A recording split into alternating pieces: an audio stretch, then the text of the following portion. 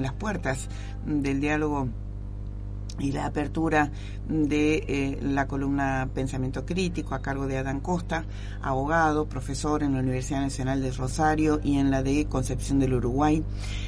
Adán trabaja en el Consejo Nacional de Coordinación de Políticas Sociales, que, al igual que el Ministerio del Estrés, está decantando funcionarios así como árbol en el otoño. Y bueno, también se desempeña en el Colegio de Abogados de Santa Fe. Buen día, Adán, ¿qué tal? ¿Cómo te va? Muy buenos días. Bella metáfora esta, la de los hojas de los árboles. Sí, ¿vio? Para decirlo, tratar de decirlo más o menos poéticamente. Sí, bella metáfora para algo tan... bueno, vivimos en Argentina en un tiempo muy raro. Sí, viste. Y en donde los moldes que por lo general en estos tiempos intentamos analizar o construir analizar y construir la realidad, porque construimos la realidad también a través de la interpretación de los hechos. Esto también construye. Así es. La comunicación construye, pero bueno, estamos en un tiempo sin moldes, como el tema que vamos a hablar hoy, digamos. Sí, te voy a dar pie, querido Adán, dar pie, leyendo simplemente la frase proferida por este señor. Exacto. Porque ni siquiera es la frase dicha, sino proferida por Javier Milei. Paso a citar textualmente, abro comillas. Es decir, se les van los dólares y entonces ponen controles de capitales. Entonces, al que fuga ya es un delincuente. Estoy leyendo SIC. Es un héroe. Sí. El que fuga es un héroe. No importa de dónde venga la plata. Es decir, logró escaparse de las garras del Estado. Ustedes se ríen, pero yo lo veo así. Digamos, ¿qué le recomendarías a tu cliente? Digo yo, ahora me pongo el traje de economista y compra dólares. Después figura como fuga. Y la verdad que si lo compran en negro, mejor, porque así no tienen que pagar un montón de impuestos estúpidos. Sí, vale como pie y vale justamente como introducción al tema. Lo que hay que complementar, digamos, porque por ahí el tenor de las noticias acá en Argentina va pasando una tras otra. Por ahí la audiencia en este momento que está escuchando este tema debe integrar que esta frase está dicha frente a quizás las personas más ricas de la Argentina, los empresarios reunidos en ese momento, en ese día que fue el viernes, hace muy pocos días, en el hotel fastuoso Yao en Bariloche, muy lindo, muy acomodado, que forma parte de la cadena de hoteles, justamente del mismo hotel que estuvo el presidente viviendo hasta en el tramo final de su campaña y casi el primer mes de su gestión como presidente. Sí. Eduardo Epstein, es justamente el dueño de ese hotel. Sí. Y ante ese público selecto, el presidente dijo estas cosas. Que por supuesto que siempre va como subiendo la vara en términos de cómo nos puede asombrar este presidente con las cosas que dice. Y desde luego hay una interpretación que también podemos hacer los abogados, y de hecho algunos que interpusieron las denuncias penales correspondientes. Hay un delito en el Código Penal que se llama apología de delito. ¿Qué significa esto? En pocas palabras y en términos coloquiales, es justificar que los efectos de una conducta que está tipificada como delito en el Código Penal, digamos, está justificada, está admitida, está idealizada. Es decir, la apología de delito funciona justamente esto. Tenemos tipos penales y justamente a partir de un discurso, que fue lo que vivimos, un discurso público, masivo, con una concurrencia, difundido, es decir, todas las características de cómo se configuraría este hecho que el propio Código Penal está tipificando. No solo la conducta que en este caso el presidente lo que está diciendo es justamente esto. Bueno, al que roba es un héroe a través de la fuga. Y en realidad hay una pero además, perdón, abriéndole la puerta, que eso me parece gravísimo, ¿no es cierto?, a los capitales narco. Sí, porque en realidad, o sea, en términos concretos, es la consecuencia práctica de lo que está planteando, pero en términos, quiero ser un poco técnico en este sentido, técnico sin ser aburrido, digamos, pero digamos, los 4 o 5 delitos que estuvo, digamos, a través de ese discurso apologizando, no que lo está haciendo él, sino está apologizando, lo está justificando. Quiero que esto que quede claro, ¿no? Porque pero también es delito la apología. Son la fuga de capitales, la evasión impositiva, el lavado de divisas, la violación al régimen penal cambiario y el cepo cambiario. Es decir, que infringió prácticamente todo, ¿no? En relación a esto, y en términos coloquiales, ¿qué significa una fuga de divisas? Significa que toda la actividad económica, toda la actividad económica que realizamos los sujetos responsables desde el punto de vista fiscal, tiene que estar blanqueada, declarada, y tiene que estar bajo el control de la Administración Federal de Impuestos. Si uno realiza actividades por fuera de ese control, está cometiendo este delito de fuga. ¿Y qué significa el delito de fuga? Significa que ese dinero que lícitamente, digamos, ese dinero tiene que pagar impuestos. Y esos impuestos son los que hacen, digamos, los que sostienen al Estado y la política pública. Este es el círculo que lamentablemente estamos teniendo que poner en claro, porque es un discurso que está puesto en cuestión por la propia decisión de política pública, no solo por esta apología de delito o esta potencial apología de delito, porque hay que verdaderamente, si ha sido denunciado, bueno, un fiscal tiene que intervenir y un juez tiene que decir que es tal para que sea delito. ¿Se entiende? Digo esto porque también acá hay un proceso penal y hay que ser respetuoso de eso. La causa, digamos, demos la precisión, claro, del dato, ¿no es cierto? Que es la causa está, me interesa mucho subrayar esto, en el Juzgado Federal número 11, que habitualmente lo ocupaba Claudio Bonadío y ahora está subrogado, es decir, su reemplazante es Julián Ercolini.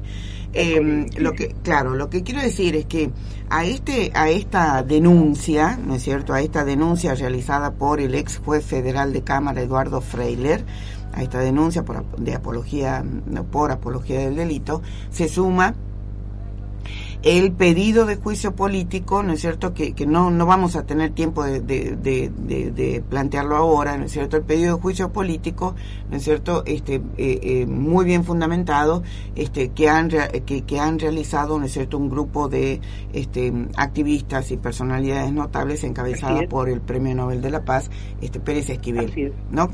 Quiero dar esto como contexto informativo porque me parece importante también anotar que no por casualidad la Comisión de Juicio Político en la Cámara de Diputados es un desaguisado. Sí, son todos, digamos, hoy por hoy eso está inmerso en todo lo que es la problemática parlamentaria. Claro. Porque la problemática parlamentaria tiene que discutir una media sanción en diputados por el veto, por el rechazo al DNU que hizo Senado. Hoy van a presentar sobre, digamos, para que se fijen prioridades de discusión sobre financiamiento universitario. FONIF hoy se está presentando. Sí. Está presentado en la Comisión de Juicio Político juicio político contra el presidente, que está a la cabeza notable que es justamente Adolfo Pérez Esquivel y un grupo importante entre activistas, juristas, en fin. Pero digo, para no desfocalizar la columna de hoy, vinculando a esta situación de esta potencial apología de delito, que es un delito, y por esta cuestión, y entender de que justamente uno de los objetivos para llegar a este objetivo que le ha planteado la sociedad al presidente, que tiene que ver con el déficit cero y llegar a tener un superávit, una de las maneras de llegar es lo que está haciendo, comprimir el gasto público, es decir, echar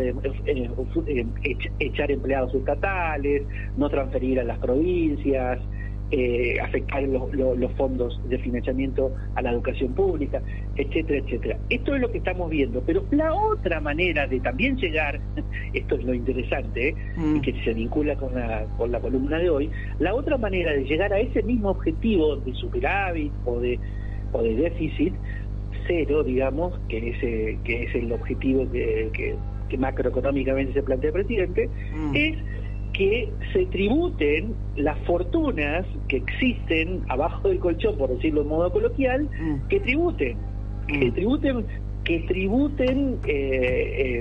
en el país, y que se paguen impuestos, y que fundamentalmente que los impuestos que existen y no se fuguen. Si se fugan, no se pagan impuestos. Es decir, es la otra forma virtuosa de también llegar al mismo objetivo, si es que estamos discutiendo el objetivo. Por eso a veces me parece que es un poco, digamos, es mirar la realidad con uno solo de los ojos, porque en realidad los objetivos fiscales, la política fiscal, que es muy importante para todos los países, debe ser sana en todo sentido, digamos.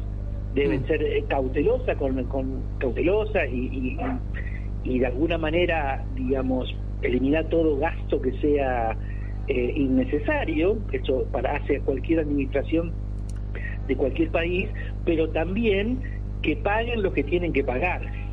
Claro, y en ese sentido hay mucha laxitud. Lamentablemente nos quedan 3 minutitos, porque digo, sobre esto habría mucho que comentar. Solo digo, la falta de controles es una manera de controles por parte del Estado, quiero decir. Es una manera de viabilizar la fuga, ¿no es cierto? Bueno, eso podríamos hacer todo un capítulo con ese tema. Exacto, pero acá lo simbólico, para ir redondeando, lo simbólico es que digamos, está claro la posición política de toma, avanzar el gasto sobre los sectores trabajadores o los sectores jubilados, es decir, está claro que está avanzando, pero a los sectores que, digamos, han concentrado la economía, porque ahí estaban sentados todos, o sea, y tendríamos que hablar quizás la semana que viene o pronto cómo se conforma este sector, porque es muy interesante que históricamente cómo se conforma el empresariado concentrador, o sea, con una pata multinacional y con una pata local. Claro. Es muy interesante ver la historia, se nos fue el tiempo hoy, pero ¿por qué? Porque no solamente hay que hablar de Milei, en este caso que está haciendo una preferencia política para decir, muchachos, sigan haciendo lo que están haciendo, sino también hablar de este sector, cómo se conformó históricamente la concentración económica, que me parece tan importante. Es importante hablar de Milei, pero también es importante hablar de los que estaban sentados allí.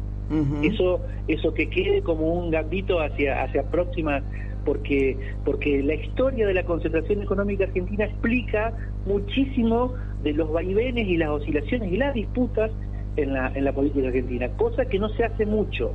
Se hace énfasis en lo político, que pone la cara, pero no se hace énfasis en cómo se concentra la riqueza históricamente, digamos, la perspectiva histórica. Así que eso queda como un tema que vos lo señalaste, bueno, en un intercambio privado, ¿no es cierto?